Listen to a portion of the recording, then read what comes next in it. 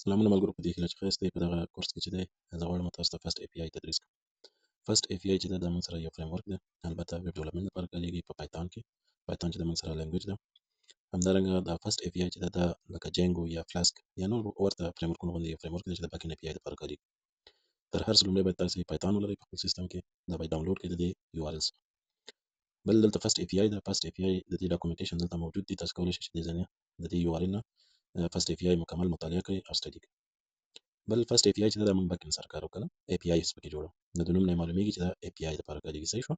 نو وخت کې د بیک اینډ لپاره دا موږ کله کارو، نو موږ ته ضرورت دی چې موږ باید یو ډي بي ام اس ولرو. نو موږ دلته چې په پوسټ گری اس کیو ال کارو. پوسټ گری اس کیو ال تاسو د دې یو ار ال څخه ډاونلوډ کولای شئ او دلته د هر او اس لپاره موجود. دا پوسټ گری اس کیو ال لپاره یو بل سافټویر چې دی هغه یو آی لپاره ډیر ضرورت دی ترڅو موږ ټیبل وګورو یا اس کیو ال کیوریانې پکې رن کړو. نو هغه نوم دی پی جی اډمن 4 په نوم. نو دا موږ سره د پوسټ گری اس کیو ال یو آی موږ سره راکړي. صحیح ده. ټیبل پکې لیدلای شو، ریلیشنشپ پکې جوړولای شو، سکیماز پکې ډیفاین کولای شو، نو مختلف قسم شیان پکې کولای شو. نو دا سافټویر هم ضرورت. دا د وینډوز لپاره هم شته، د ماک لپاره هم شته، د هر او اس لپاره موجود دی موږ سره. نو تر هر څه لومړی زه راځم ټرمینل ته. ټرمینل ته رالم، دلته یو ډایرکټري جوړوم. دا ډایرکټري ما جوړه کړه او دې ډایرکټري ته زه ورداخلېږم. اوس دا فولډر به ویس کوډ کې راوپن کړو ترڅو هلته موږ سره فولډر مخته راشي او بیا د ټرمینل د طریقه موږ کمانډونه یوز کړو ترڅو فسټ اي پی آی انسټال کړو او په دې کې بیا فردر کار وکړو. کراډ اپریشنز پکې وکړو، کریټ، ریډ، اپډیټ، ډیلیټ. نو زه ټرمینل اوپن کوم. دلته دا ټرمینل د دې ځای نه کلوز کوم ځکه دې ته نو ضرورت زما نشته. ښه، نو لومړی زه ګورم چې ما سره پایتون شته که نه. نو زه دلته لیکم پایتون 3 ورژن چې دی کنفرم کوم کوم ورژن زه لرم. نو 3.12 ما سره ده. صحیح شو. اوس تر هر څه لومړی چې موږ فسټ اي پی آی رن کوو یا همدارنګه د دې انسټالیشن کوو، نو لومړی موږ ته یو انوایرمنټ ضرورت دی چې هغې ته موږ ورچوال انوایرمنټ وایو. صحیح ده. نو زه به اول دلته راشم پایتون 3 او دلته به زه کمانډ ورکړم وي ان وي به زه ولیکم او دې انوایرمنټ ته به زه مای انوایرمنټ یا مای ای ان وي نوم ورکړم. صحیح شو. دا به زه انټر کړم. نو ما سره اوس ورچوال انوایرمنټ جوړېږي. نو د دې ورچوال انوایرمنټ ضرورت دا دی چې موږ بیا په دې کې کولی شو چې مخصوص هغه کوم پیکیجز چې دي او ضرورت دی د فسټ اي پی آی لپاره هغه په دې انوایرمنټ کې موږ انسټال کړو. همدارنګه نور فسټ اي پی آی خپل انسټال کړو یا کوم بل پیکیج هغه موږ باید انسټال کړو. نو دغه ورچوال انوایرمنټ د همدې لپاره ده. د دې طریقه موږ کولی شو چې خپل فسټ اي پی آی هم رن کړو. ښه، دا مثلا انسټال شو. نو دلته به زه راشم د دې بین فولډر ته. بین فولډر کې چې دی موږ سره دلته اکټیویټ په نوم باندې یو فایل دی. دا به زه کاپي کوم. دی کلیټ پاس چې دی دا به زه کاپي کوم دلته به پیسټ کړم. دا چې زه کله انټر کوم نو دا ما سره اکټیویټ شو. د دې لپاره دلته په ویس کوډ کې یو شرط دا دی په ماک کې چې تاسو به د خپل ټرمینل یو ځل کیل کړئ. سټاپ پکې. صحیح ده. کله هم که کلوز هم کړئ نو دوباره بیا بیرته اوپن کړئ. دا چې کله تاسو اوپن کړئ نو دلته په اتومات ډول باندې تاسو سره انوایرمنټ راځي. تاسو ښکاري دلته مای ان وي یعنې مای انوایرمنټ دا ما سره اکټیویټ شو. دا په کلیر کړم. هغې ضرورت نشته. د دې نه وروسته چې دی ما سره ضرورت د دې پیدا کېږي چې زه فسټ اي پی آی انسټال کړم. نو زه به دلته راشم پیپ لیست به ورته ووهم. نو تاسو به دلته ښکاره شي کوم پیکیجز په دې انوایرمنټ کې انسټال دي هغه به ماته ښکاره شي. نو دلته وګورئ پیکیجز کې یوازې پیپ ما سره انسټال دی، نور څه انسټال نه دي. صحیح شو. دا به زه کلیر کړم. دلته به راشم پیپ انسټال فسټ اي پی آی. نو دا به زه ورته ولیکم. نو اوس ما سره چې دی فسټ اي پی آی انسټالېږي. ښه، فسټ اي پی آی ما سره انسټال شو. دا به زه بیا کلیر کړم او دلته به لیست بیا وګورم. نو تاسو سره ښکاري چې دلته ما سره فسټ اي پی آی انسټال شوی دی. صحیح شو. ښه، اوس یو بله خبره دا ده چې فسټ اي پی آی خو موږ انسټال کړو.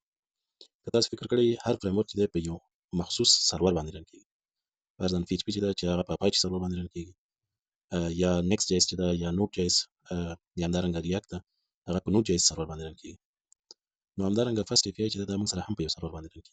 نو هغه سرور به موږ انسټالوو. د هغې سرور نوم دی پیپ انسټال. د کمانډ شو چې دا انسټال کړو موږ.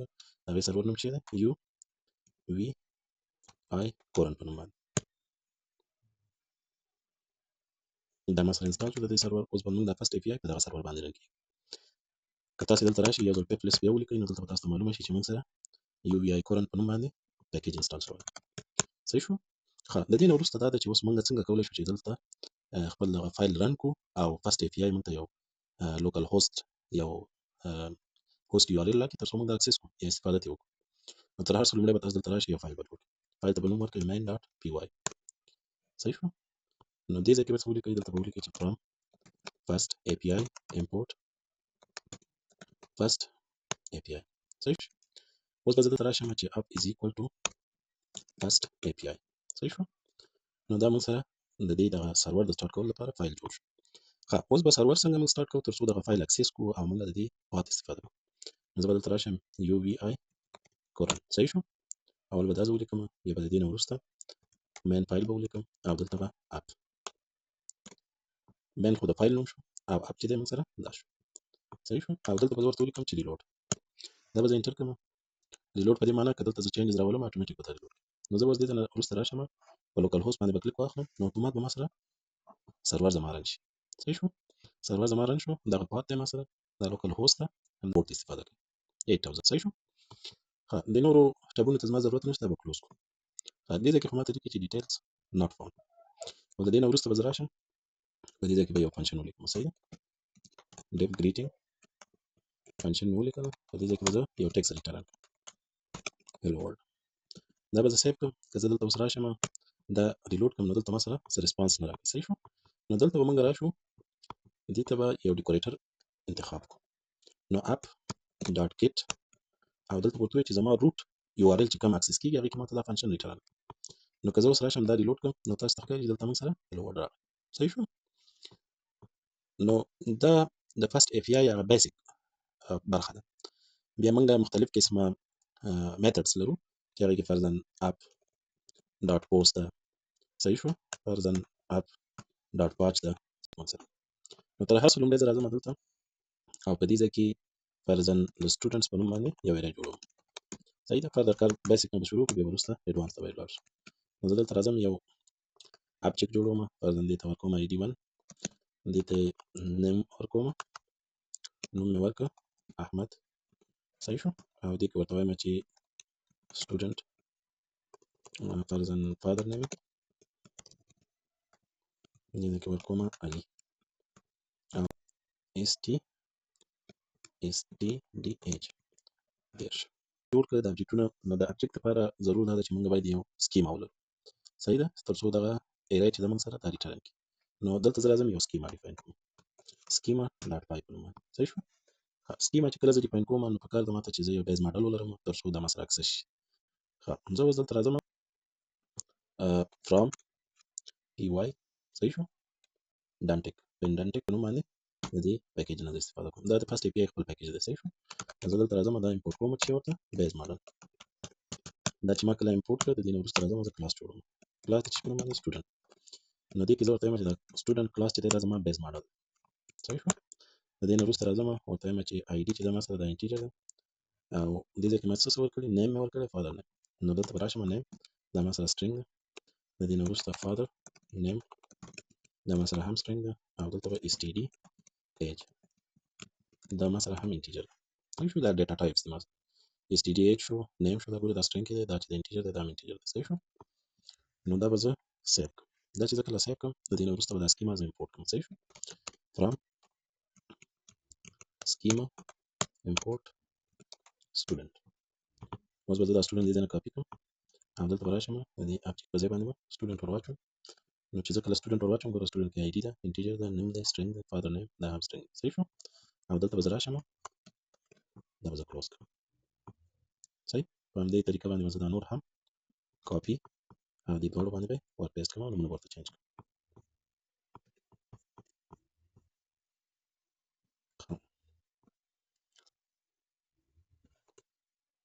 ID is equal to، تاسو دلته راشئ ګوره دې ځای کې تاسو ته معلومات درکوي چې ID is equal to 1 فرضاً 2 او دلته زه راشم نیم دویم دغه is equal to فرضاً رحیم.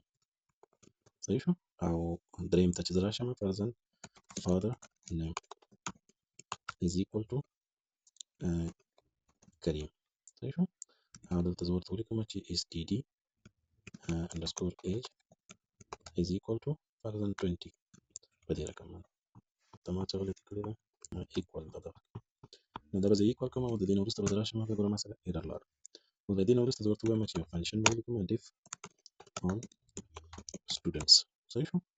نو دا فنکشن به ولیکم، زه ورته ووایم چې return students اللي ما تريد دي تبقى زي الديكوريتور وركم وتقوم تشيكيت students شايفه انه كذا وصلت راشمة او تقولي كمان شي students انت تختار مثلا الى راح كارش زي ده بس ريكي فرنتا كمان انت تختار شي او احمد مثلا ولا ملهيزه او ده بلان ميكرين شايفه بص بالكاربداو ده من سنة جيتشو يقول لي اسمه ريتيرن بص بدل تراشو او نور ميثود نبغى استفادة فضلا بوست باستفادة بدل تراشو ماشي div create صحيح انه ده شكل create تراشو ما ده تقوى ماشي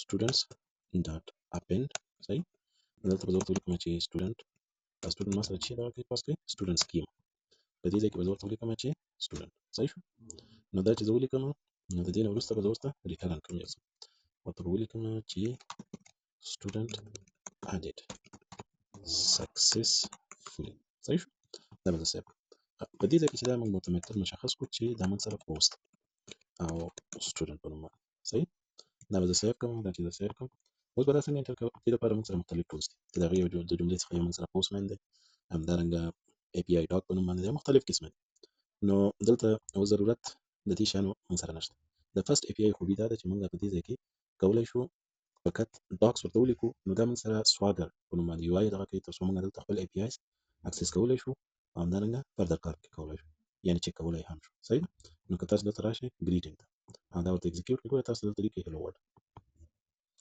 ده بس كنسل كما تولا بكم دلتا بزراشي ما all student ده بس execute كما تاس تحكاري دو student انا مثلا ها بل بزراشي ما student post انه إذا post لما زغاله ما تشي يا student ورات انه student بزدل تسنجر كما زغاله مديتا بدري ده غور كما زكا مثلا ID دودا ده بزدري كما صحيح دي زي بزولي كما ايان هذا نامي فرزن مجيب او ايجي كده فرزن 15 بورت لازم صحيح ده بز execute كم نتائج ذكر execute كم بورت تلتما تريك student added success انه كذا وصلت بيارا شما او ده زي execute كم نتاصل بدلتا dream student راح كرش صحيح no the first API يخو بيتا ده مانجا swagger كده automatic مثلا install او دلتا مانجا خپل API سي ده تس کولای شو چې دا کار کوي کنه زه بل شم یو بل API بل کما جوړه کما یا فانکشن نو کما dev صحیح شو get student بل مان دلته په تولی کما چې ID واخله مثلا ها د دې نو ورسته بل څه کما لوپ او چلو صحیح شو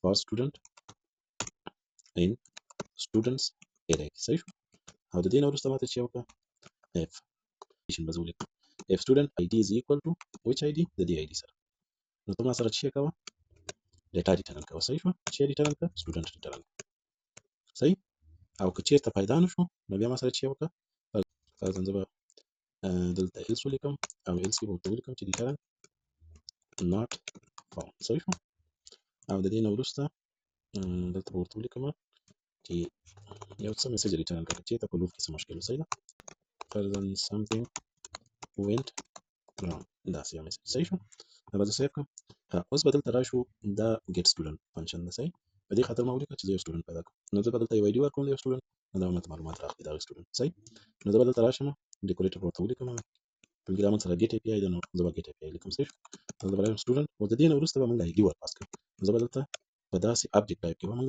ID ورته لیکو صحیح شو د URL ته یا د ډیکوریټر ته نو دا چې زه ولیکم د دې نه وروسته به راشم دا به ریفرش کړم نو دا چې زه کله ریفرش کوم ماته دلته student ID راغلی صحیح نو زه به دلته راشم دا به زه اول execute کړم تر څو یو student موږ دې نه راوړو صحیح اول نو اوس به زه دلته راشم او دا API زما هدف ته چې دا سره نو موږ سره اولینی څوک دی احمد دی د احمد ریکارډ موږ سره دلته ټول واخلي صحیح ده نو دا به څنګه کیږي زه به راشم دا به ټرای کوم نو دلته به راشم اول به ورته ولیکم دا به execute دا چې زه کله execute کوم تاسو ته ښکاري دلته ما سره مکمل معلومات د احمد راغلي اوس د دې نه وروسته چې دی نو موږ به داسې چل وکړو چې دا سکیما چې ده موږ سره یا دا لیست چې دی موږ سره دا به موږ خپل ډیټابیس ته واچوو صحیح ده نو ما دلته پی جی اډمن 4 کې چې دی پوسټ گری سکیول دا ما انسټال کړی دی نو تاسو یې که دلته راشئ او کیوري ټول باندې کلیک واخلئ نو دې ځای کې زه کیوري لیکم select static students نو دا که زه رن کړم اوس ما سره هېڅ هم نشته صحیح شو سینټکس ایرر هم راکوي select static from تاسو ته لیکي چې سټوډنټ په نوم باندې ټیبل موږ سره موجود نه دی صحیح نو دې ځای کې تاسې سکیماز هم لیدلی شئ همدارنګه فالوینګ ډاټا رفرس لینګویج او پبلیکیشنز نوع مختلف قسمه ډیټا لیدل شي صحیح شو. بیا دې ځای کې موږ سره ټیبلز دي. دا ټیبلز ما سره موجود نه دی نو د دې کنیکټیویټي به اوس موږ کوو د چی سره د فاست اي پی آی سره. نو زه به دلته راشم او خپل سرور سټاپ کړم کنټرول سی په ذریعہ باندې صحیح شو. نو دلته به زه ولیکم چې پیپ لیست. نو تاسو دلته وګورئ موږ سره دوه پیکیج چې دي هغه موجود نه دي. نو هغه پیکیجونه به موږ څنګه کوو انسټالو.